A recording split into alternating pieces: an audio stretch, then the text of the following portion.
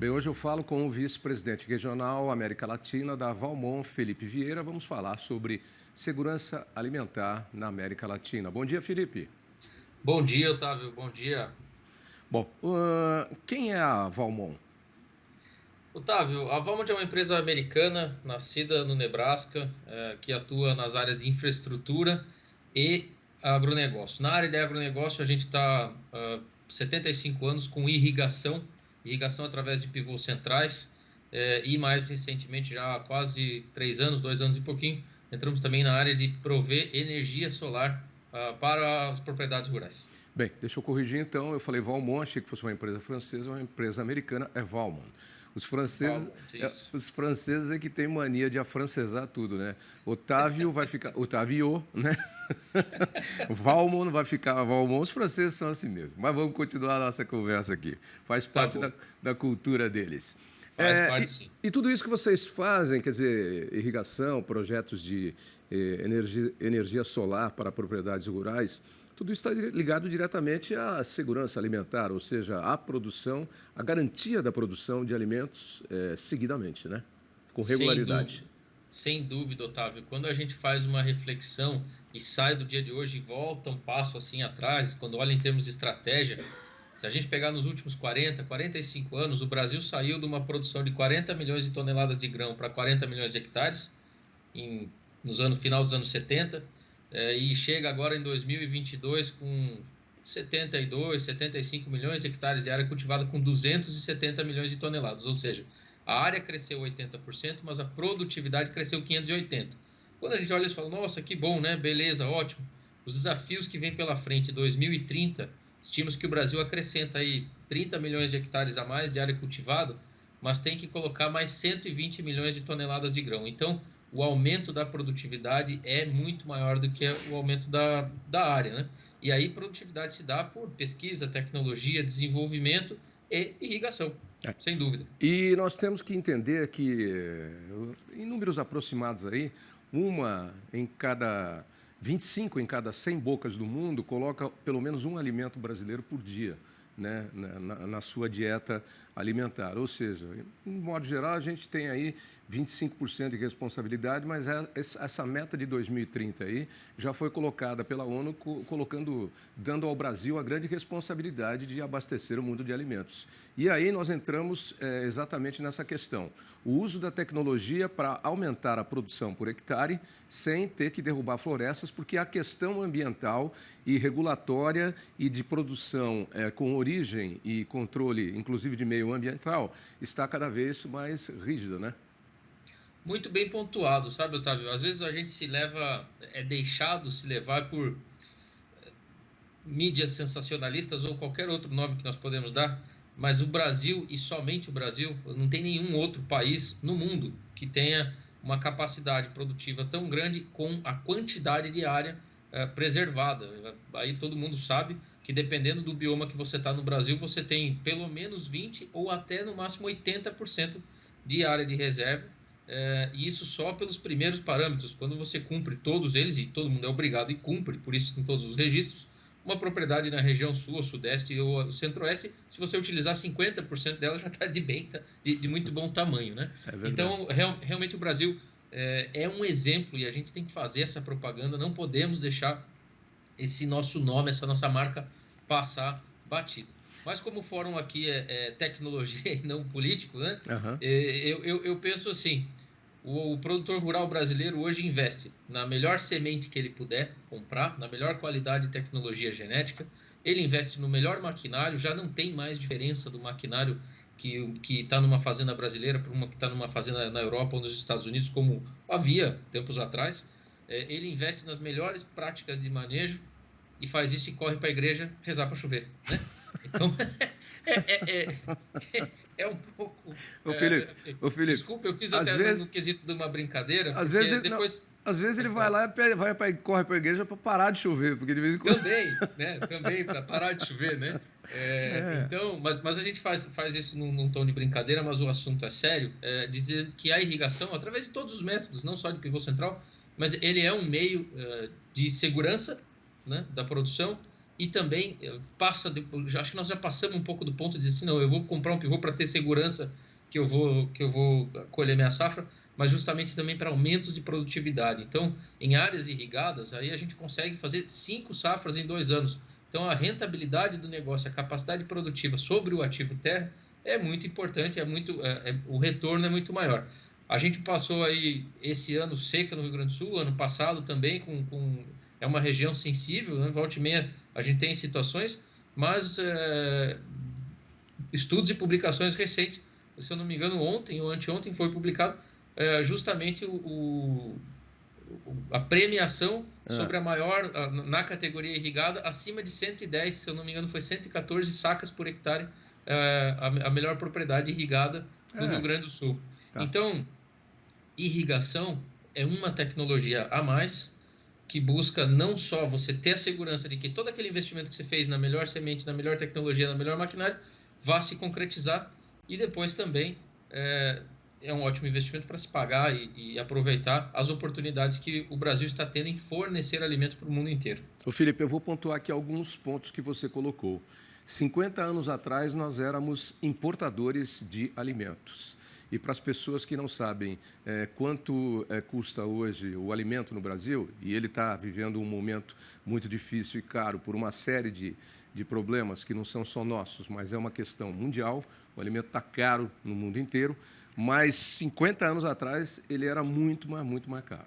E essa tecnologia investida possibilitou, sem dúvida alguma, esse crescimento. Outro detalhe, você citou o que nós temos aqui de maquinário e tecnologia utilizado no Brasil, a população urbana às vezes não sabe disso, mas nós que somos ligados à produção rural, à produção do campo, sabemos. Não é que ela é igual ao que tem nos Estados Unidos e Europa, em muitos casos ela é superior, inclusive no uso de tecnologias de TI, de internet, drones e etc. e tal. O brasileiro ele é muito aberto a tecnologias novas, né? Posso fazer uma observação com Pode. relação a ser aberto a tecnologias? Sabe uma coisa, Otávio, que talvez até legal que a gente conversa com o público, vamos falar, mais urbano, e eu estou aqui em Curitiba hoje, vim de São Paulo ontem, né? Então a gente tem um pouco, pé um pouco na Faria Lima, um pé lá no Mato Grosso, como disse o outro colega, mas tem um dado muito interessante. A idade média do produtor rural brasileiro hoje está em 48, 47 anos e baixando. Sim. Enquanto a idade média do produtor rural norte-americano hoje está em 56, 57 anos e subindo. Então, isso, dados Brasil. Algumas regiões já fizeram a sucessão familiar.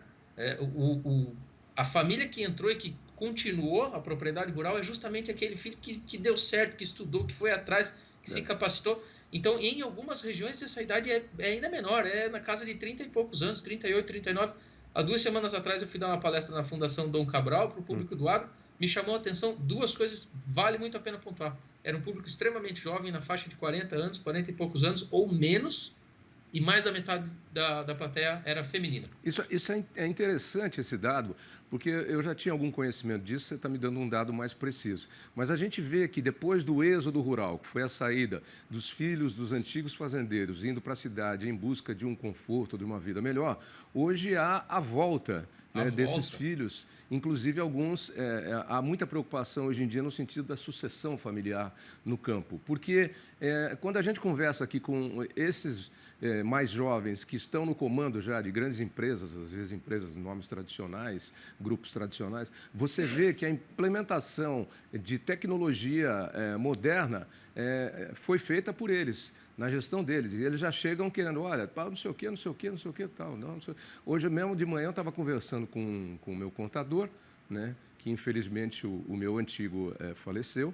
e eu tive que procurar um novo contador, e ele é um rapaz jovem, que tem uma empresa grande já, e vai cuidar dos meus negócios, mas assim, ele já vem com um pacote tecnológico que é diferente daquele pacote que eu usava, que a outra pessoa usava. Já chega no papapá, quer dizer, isso faz parte do jogo. Eu tenho um filho de 28 anos também, e uma filha de 34, que eles são muito mais tecnificados e internautas e em TI do que eu, né? Eles são totalmente isso. Otávio, apesar de parecer, eu brinco, né? Rodou murcho, já está meio judiada a lata, né? Ele rodou com pneu murcho.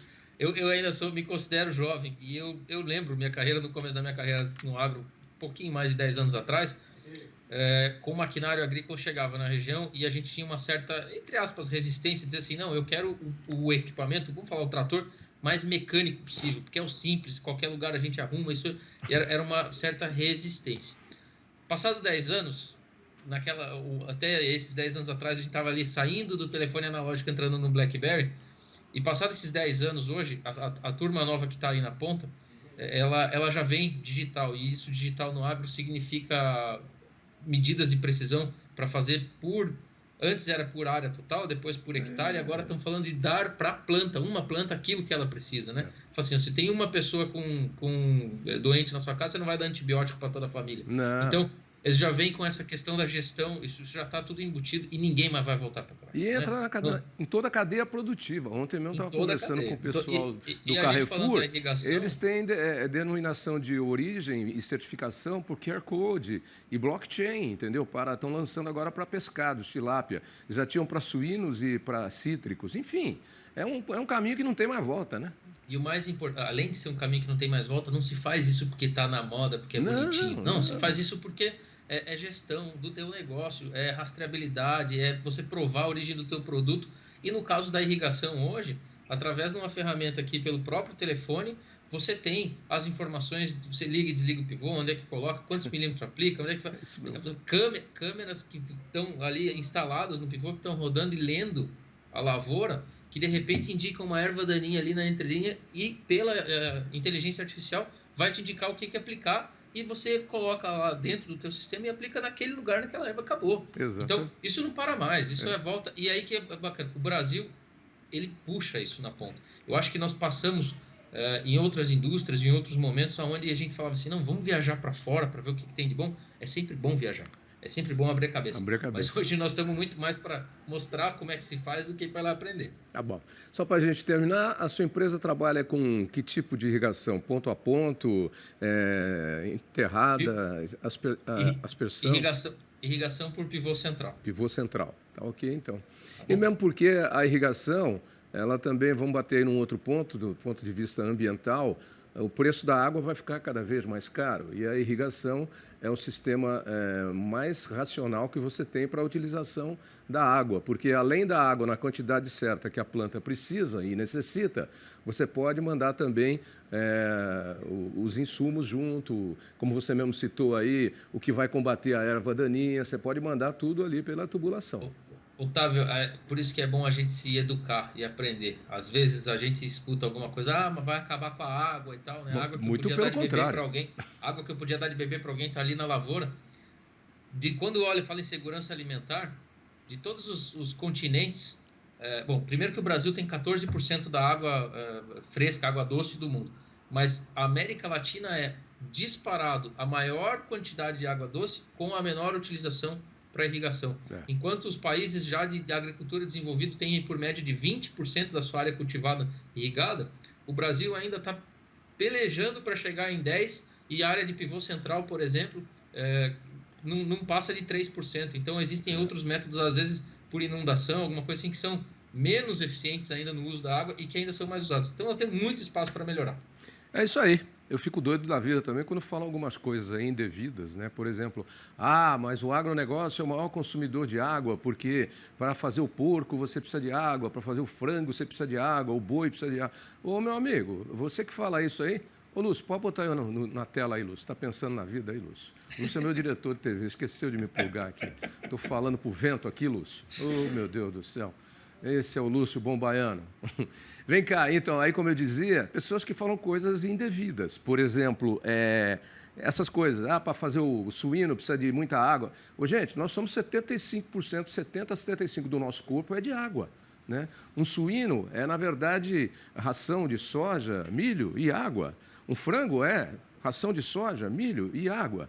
Se você for questionar quanto se usa de água para produzir uma garrafa de refrigerante, eu diria que já começa lá no PET, na produção da matéria-prima e da embalagem. Depois tem que lavar a embalagem, depois vai adicionar um X de água ao xarope. Aí é uma outra história.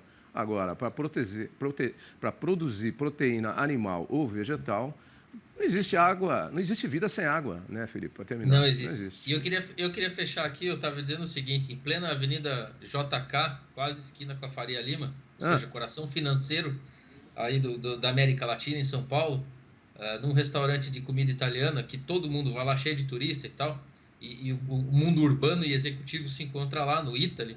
Na entrada, talvez mudou, mas esses tempos tinha escrito em italiano bem grande assim, ó, mangiare é um ato agrícola. Comer é um ato agrícola. Então vale a pena lembrar a todos que não veem o campo no dia a dia, que não estão no campo no dia a dia, que a gente precisa parar de brigar com o agronegócio brasileiro e começar a apoiar, porque esse sim é o grande motor desse país e do mundo. É isso aí. Mangiar é um ato agrícola. É isso aí. Comer é um ato agrícola. Só para fechar aqui, mas infelizmente eu tenho a dizer que, apesar da gente estar aqui falando de tecnologia e de como expandir melhor, de forma racional, a produção através de todas as técnicas e as novas que nós temos a cada dia, infelizmente o problema da fome do mundo ainda é muito político. Porque alimento nós temos. E sobra alimento e a gente joga fora alimento. E determinados governos, em determinadas situações e regiões do planeta, impedem que os alimentos cheguem ou que sejam produzidos para manter as populações sob a sua tutela, na sua coleirinha. Estava vendo outro dia um depoimento de alguém que disse uma coisa que é verdade.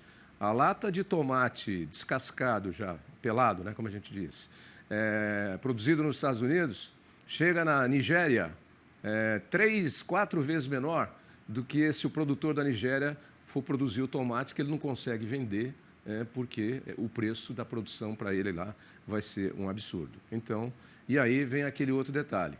Existe sim um outro grande potencial de produção de alimentos no mundo, que é o continente africano. Mas as desavenças políticas, os sistemas políticos impedem que isso se alargue, que isso se estenda, colocando a população de forma a depender sempre da ajuda, o que está errado. Alô, Felipe? Um dia eu ainda espero que a gente veja um continente africano produzindo, forte, com segurança política para isso, mas até lá o Brasil tem toda a chance de ocupar esse espaço. É isso aí. E parem de falar mal da agricultura e da pecuária brasileira. Né, Felipe? Perfeito. Mangiare é um ato agrícola. Mangiare é um ato agrícola. Sim, mangiare sempre, sempre, sempre, sempre. Internet de vocês, para quem... Aliás, se não mangiare, morrer, né? Quem não manja, morre. Qual é a internet de vocês, Felipe? Desculpe, o site? A internet, Bom, nós estamos aí em valmont.com.br ou com a marca de irrigação Vale no Instagram, vai nos encontrar. Ok, mangiare sempre. Tá bom? E hoje acho que tem festa, hoje é dia de São João.